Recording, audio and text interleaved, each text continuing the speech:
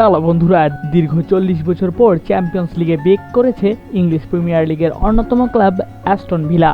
এবং Aston ভিলার champions লিগের প্রত্যাবর্তনে অন্যতম জয়ের নায়ক ছিল ইমিলিয়ানো মার্তিনেজ।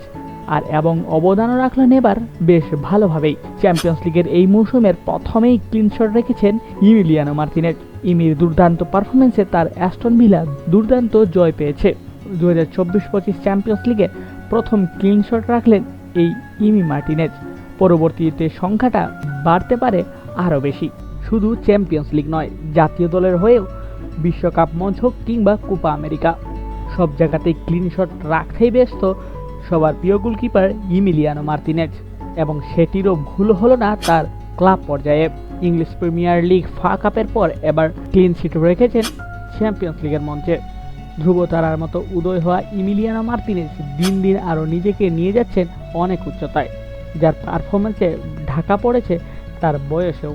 তিনি মনে করেন বয়সটা কেবল সংখ্যা মাত্র। পারফরমেন্সের বিচারে কখনো কম্প্রোমাইজ করেন না ইমিলিয়ানো মার্তিনেজ। সেজন্যই তো ইমিকে সকলেই ভালোবাসে। হ্যালো বন্ধুরা, ফুটবলে এইরকমই ভিডিও পেতে অবশ্যই চ্যানেলটিকে সাবস্ক্রাইব করুন। ধন্যবাদ।